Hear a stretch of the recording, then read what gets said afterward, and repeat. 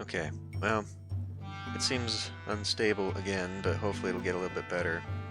Just don't want the lag to be so terrible.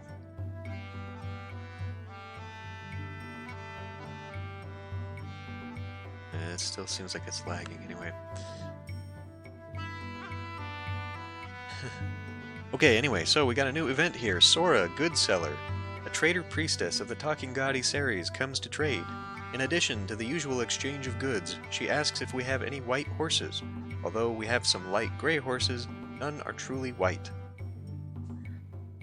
A horse is usually worth 4 cows, but white horses are fairly rare. We can offer to save one for her next time.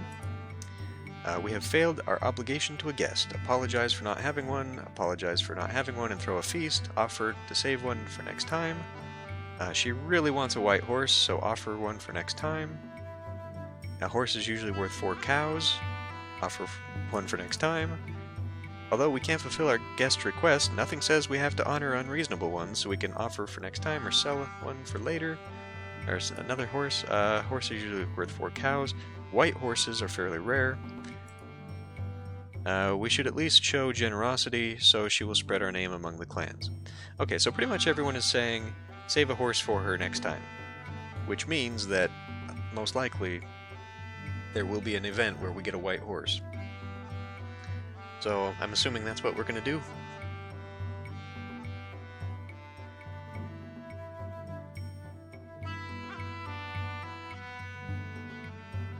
Yeah, didn't this happen before? You're right.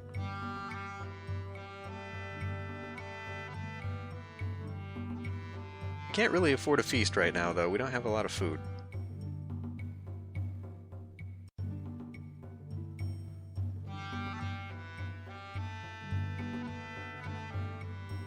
I don't remember the result of the last time either. When we offered... Did we offer to save one last time?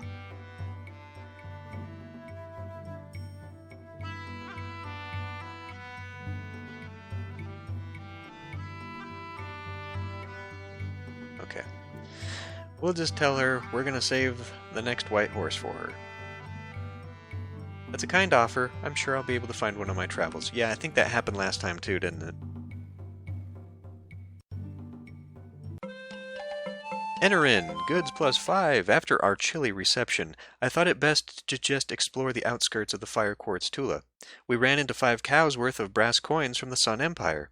Since it was in our wildlands, we brought it back. Okay. Fire Quartz. Okay, so...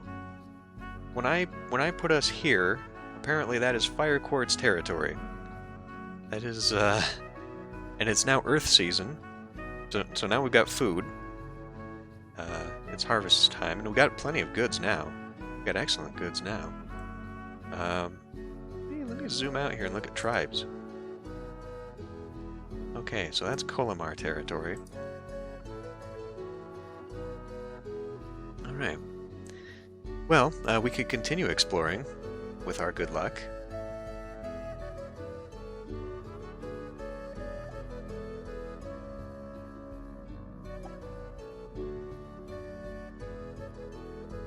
Okay, Pocket Ninja. I mean, everything's good with the clan.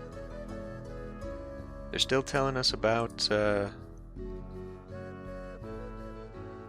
What do you mean the farmers aren't? Loricon, it says they're resolved. They're happy. They're fine. Sick people.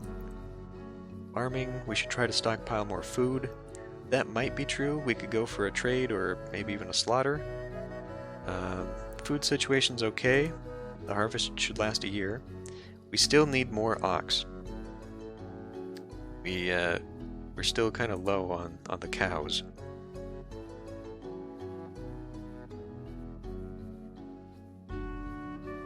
Okay, so we're not really in a surplus of food, but we are low on cows, so we could go trading for cows.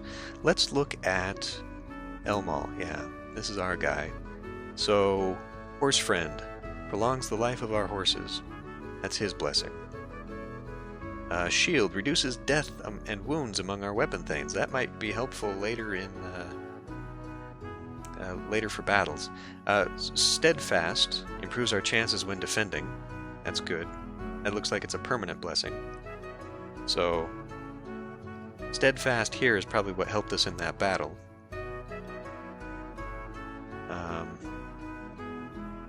But yeah, we had an unsustainable amount of temples going, as we were told. Enlarging... Whoa. Our clan magic is depleted. Our divinations will be less reliable, and we can't use magic to help us in battle. Okay. Yeah, so we need to keep it cool. We could, however, enlarge the shrine to Iseres. What would that enable us to do? Possibly improving our profit from market, improving profit from trading missions, obtaining extra food in trade. So that might be a thing. We could possibly improve our Iseres situation to keep a flow coming.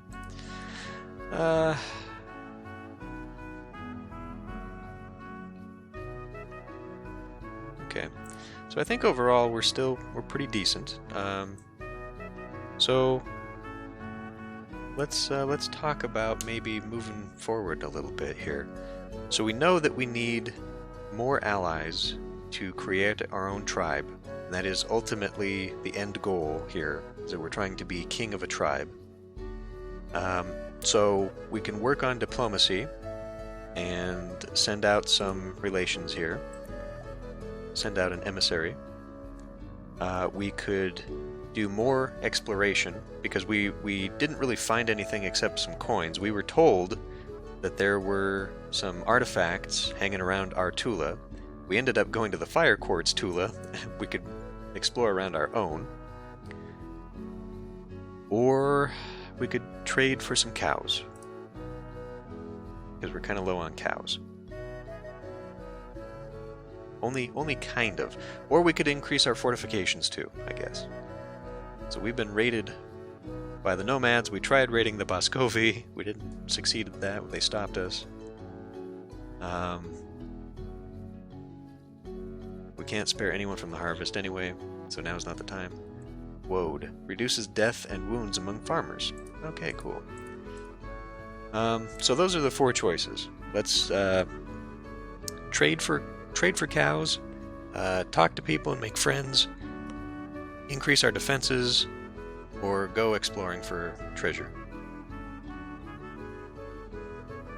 We're kind of in a position right now when we can do anything. And remember, we supposedly still have good luck. We still have good fortune. So that might mean that improving relations and finding treasures might be more successful.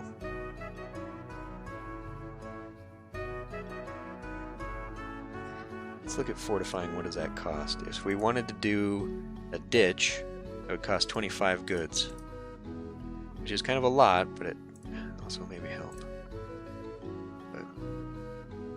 So I guess the question is, do we want to focus on okay, so focus on friends first, and then focus on the Tula? Sound good?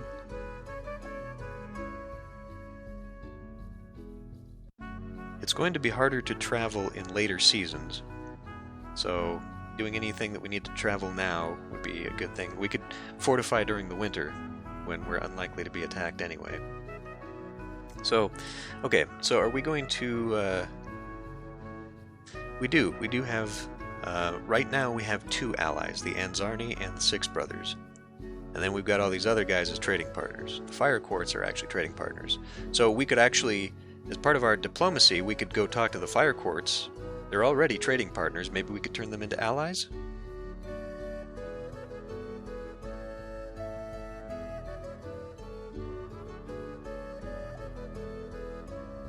Should we maybe think about doing that? Since we were in their backyard anyway? They're known for collecting ancient texts, and they owe us a favor.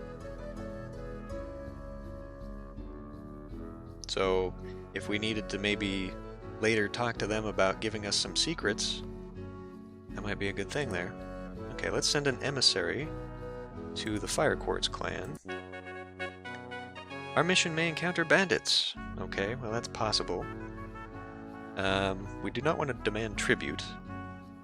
And it looks like we... Okay, so what are we going to do for them then? Let's see. We should ask the Lingsang clan to pay us a favor. Okay. Keeping relationships is all about gifts. So that means we need to bring some stuff, I assume. Our chances of forming an alliance are best with the Fire Quartz. There you go. When in doubt, give gifts. The Blue Jays hold us in low esteem. They won't want to see our emissaries, but they might listen to an offer to end the feud. Okay. We should make peace with the Boscovi, maybe eventually. Okay. So, should we go try and make an alliance with the Fire Quartz, since Loricon seems to think we can do that?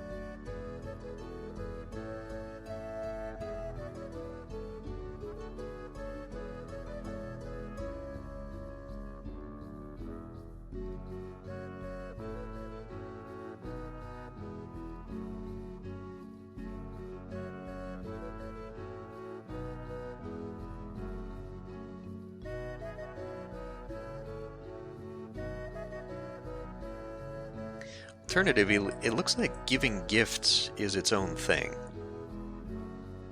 But it looks like we can also bring gifts when we're proposing an alliance.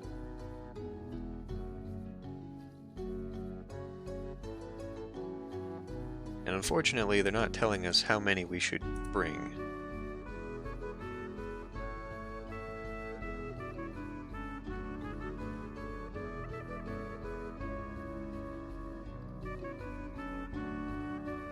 Is she really the best? I guess she's excellent at that.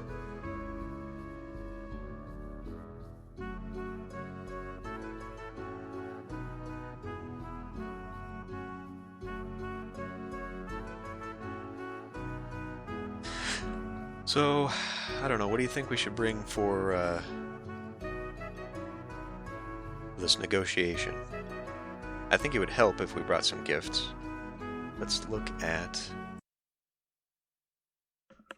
Check the wiki for emissary.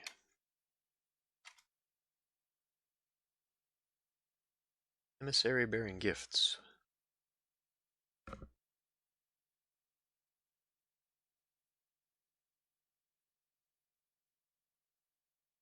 Propose alliance. Allies are always good. Be aware a positive relationship allows you a greater chance of success. You'll be presented with a choice of approaches. Be aware any gifts that you bring will also increase your chance of success. It would be generous of you to help us in time of need. Some clans place generosity a prime virtue. Together we can overcome our foes. We're both blessed by the gods. Our alliance would please them further. You need warriors to protect you. We need food. You'll profit greatly from an alliance. Okay. So what do we know about them? They collect ancient texts and they owe us a favor anyway. We're not asking for the favor though. We could. Apparently not. Apparently for some reason we can't call on a favor right now. That's weird. Okay, so it's not actually saying that.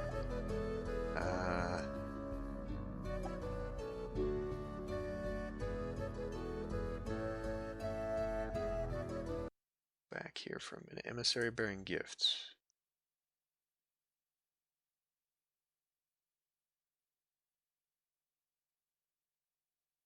It's not saying what the typical gift would be.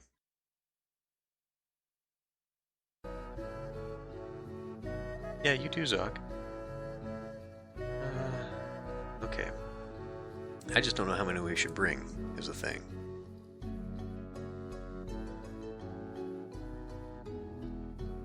Maybe 5? Remember, these are cows worth of goods.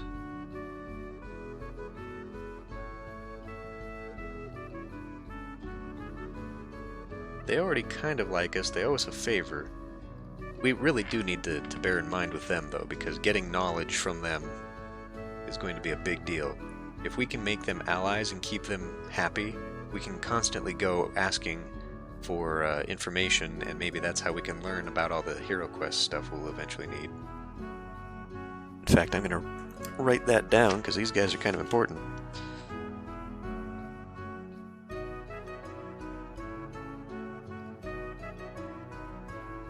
So that will be good there.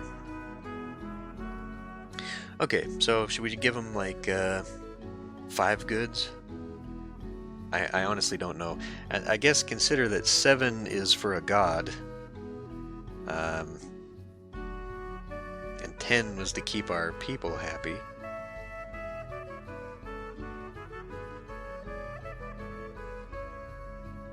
Seven was the minimum for a god.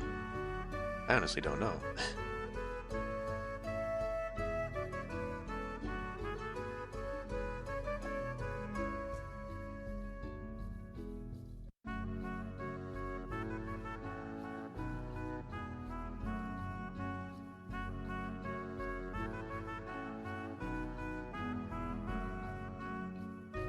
No, let's go with 5. Propose an alliance. We'll hope for the best. And we'll send it. Inarin's mission to the Fire Quartz, oh god, is stopped by a band of ragged outlaws. Her escort is slightly outnumbered. What should Inarin do? She's very good at bargaining. She's excellent at bargaining, very good at combat. So we could bargain with them for passage, which probably means we give up the goods. Kill as many outlaws as possible. Protect the gifts that we're bringing, or just save herself and her escort, which I'm assuming means we're going to drop the goods and run.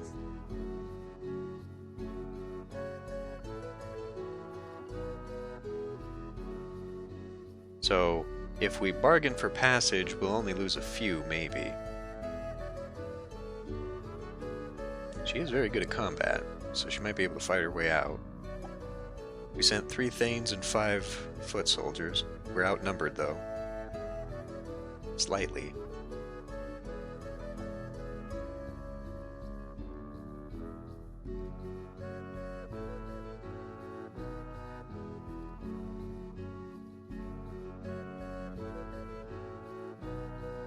Remember the last time we tried to fight our way out, we ended up losing all the goods anyway because they kicked our ass and sent us home and one of our guys died, so...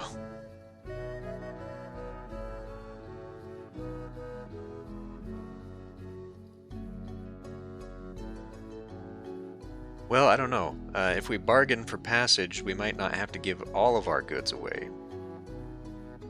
Especially since she's excellent at bargaining. We might get away with a few. I don't know. I don't know what the consequences are of this event. Also, I think since this is the second time this has happened, in future we need to send out more people. That's definitely a thing. Okay, we'll bargain and see how many they take away from us here. It seems to me that we can just kill you and have it all, says the outlaw leader. Okay. Well. Reasoning with them did not work. Should we try and fight our way out? So if I'm assuming trying to kill as many as possible is aggressive, whereas protecting is defensive. So basically right now our choices are drop everything and run, which then yeah, we will show up without any goods. We'll be empty-handed, or we can try and fight ourselves and protect. Okay, so if we're going to fight, are we going to be aggressive or are we going to be defensive? Remember that we are a defensive clan, and she's very good in combat, but she's only very good in combat. She's not excellent in combat.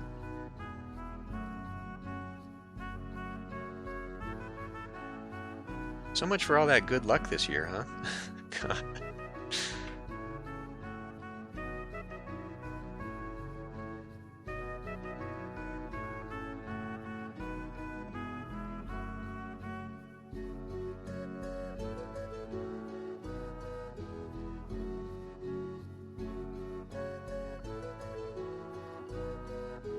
Okay, try and protect the gifts. Alright. -1 population. Sensing that there was much wealth to be gained, the outlaws charged again and again. They killed one of our warriors and wounded another. Eventually, Anarin had to abandon the gifts rather than lose everyone. Well, shit. So she's still out there, or... looks like she came back.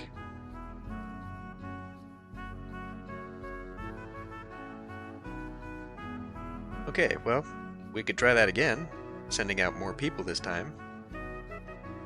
It says we lost somebody, but it wasn't one of the weapon thanes. We still have our 13 weapon thanes.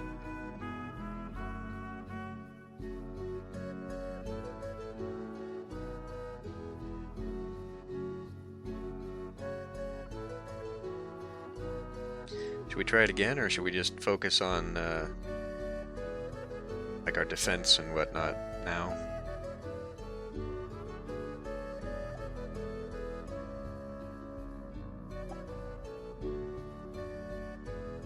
We got a lot of food now.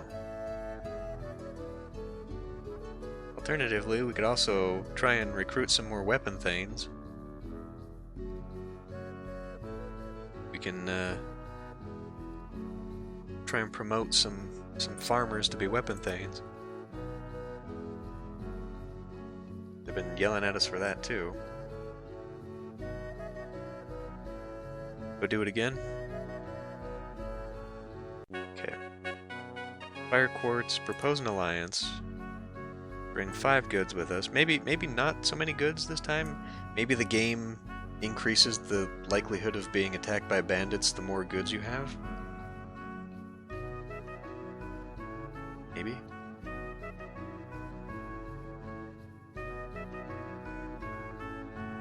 Maybe send 3? I don't know, I mean, we're trying to get them to be allies with us, I'm not really sure. And it actually doesn't look like we lost any, because I'm pretty sure we had like 92 or 93 to begin with anyway. So, what are we looking at for fighters this time? Should we go up to something ridiculous like 5 and 10? I think also if we send too many, it might also hurt us, you know, sending a small army to an ally.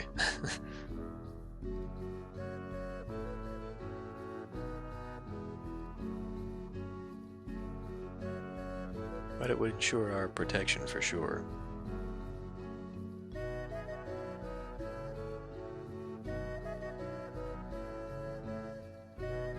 Do something like that. 5 goods, sending 5 thanes and 10 footmen. Really protect it this time?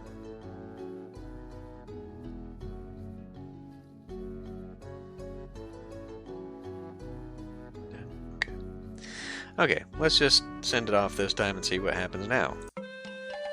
Jareen, I've been asking around, talking to weapon thanes and explorers from other clans, trying to figure out who those horse-riding people are. The ones with the fiery lances who attacked us recently, I remember. I'm told the lands to the west are full of evil foreigners. They never get off their horses, so other clans call them horse spawn. They worship Orlanth's enemy, Yelm the Bad Emperor. I know we haven't seen the last of them. Okay, so they didn't actually come from Prax, apparently they came from the west. So that's an interesting thing to know. And she made it this time. Your emissary, Anarin, approaches the Fire Quartz, seeking to negotiate an alliance with them. First, she presents the gifts we sent. The Fire Quartz receive them graciously.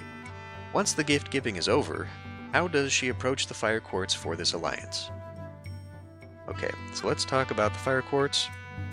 They're known for collecting ancient texts, and they owe us a favor. That's all we know, is that they like the ancient texts stuff. Okay, so we could say it would be generous of you to help us in a time of need. Now there are consequences to this, so let me look at this.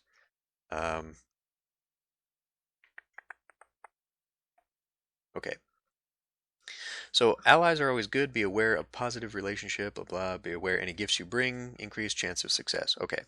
So if we say it would be generous of you to help us in a time of need, some clans place generosity as a prime virtue if you are appealing on this basis. We could say, together we can overcome our foes. We will be celebrated by great poets. This statement implies the other clan is your equal, warrior-wise. If you actually have more fighters, then it may sway in your favor. I don't know that. I don't know if they appear to be poets and scholars, so we most likely have more warriors than them. We could say, we are both blessed by the gods, and our alliance would please them further. Appealing to other clans' piety may work, especially if you have a good amount of clan magic, which we don't.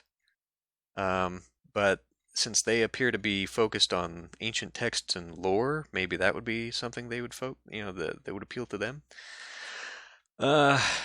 We could say, you need warriors to protect you, and we need food. So a straightforward exchange, just be sure to have a sufficient number of warriors.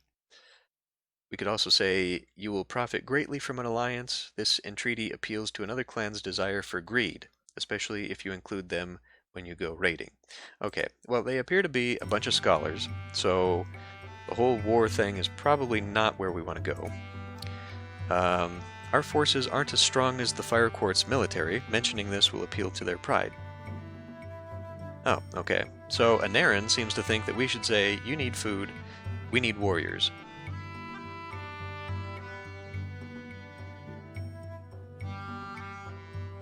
So this is her take on it.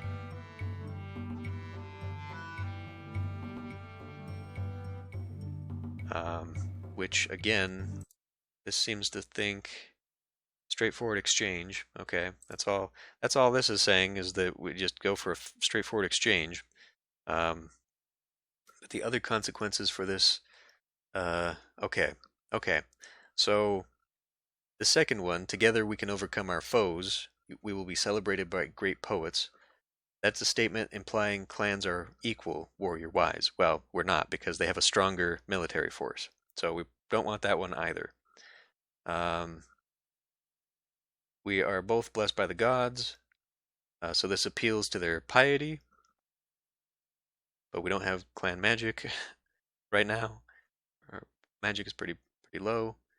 So basically, this one, the first one, generosity, is appealing to their virtue. This one is appealing to their piety. And this one is just straight up exchange.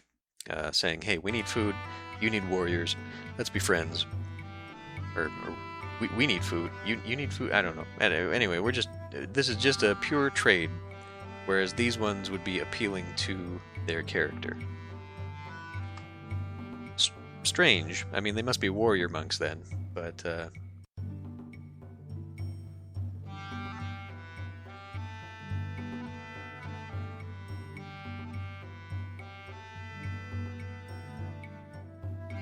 so what should we go for?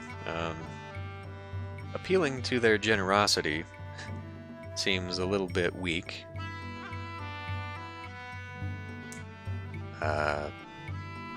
Saying that we're both blessed by the gods might appeal specifically to this clan, but Anarin herself specifically thinks that this is the one that will appeal to their pride. Should we just go with what Anarin says? She is excellent at bargaining. She might know what she's talking about. Maybe. Welcome back, Pocket Ninja.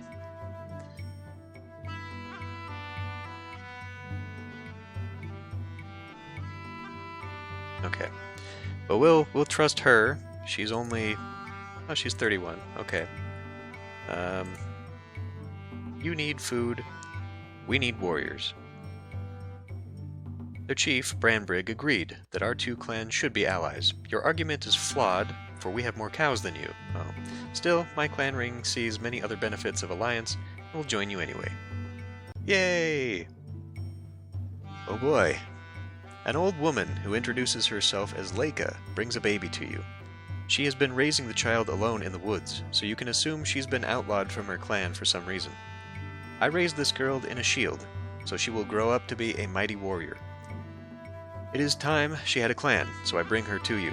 Her name is Kalir. Wherever there is a dishonored woman, a dishonored male lurks not far away. Adopt the woman and the girl. Hindala. The people might be heartened by a show of generosity, or offended that we have brought the taint of outlawry upon the clan. We can take the girl in or turn them away.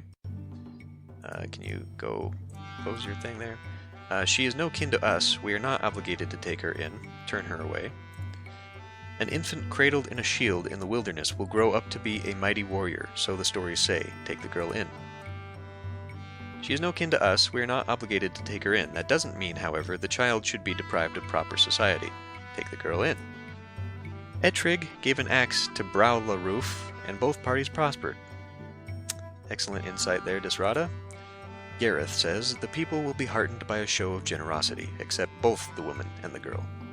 Okay, well, I'm going to intervene here and say, we definitely want this girl. What Jareen says here is true. So, it's a matter of whether we want to just take the baby girl, or if we want to take the baby girl and the woman.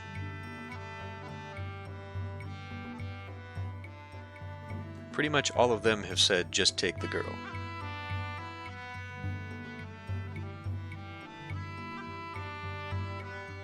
The others have said it would be generous to adopt both the woman and the girl, but I think it's also true that we would also have an outlaw in the clan, and that might trigger an event later that we don't necessarily want.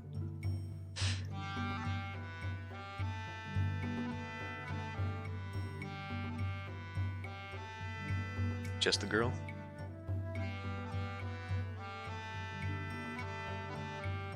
That is true. That is true. The woman herself does not say she wants to join. She's just trying to get rid of the girl.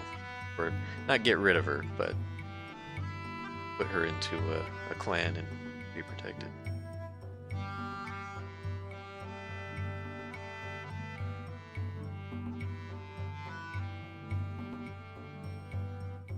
So we just taking the girl then? Okay. So we take the girl in. Leica thanked us, population +1, mood +1, and then returned to the woods.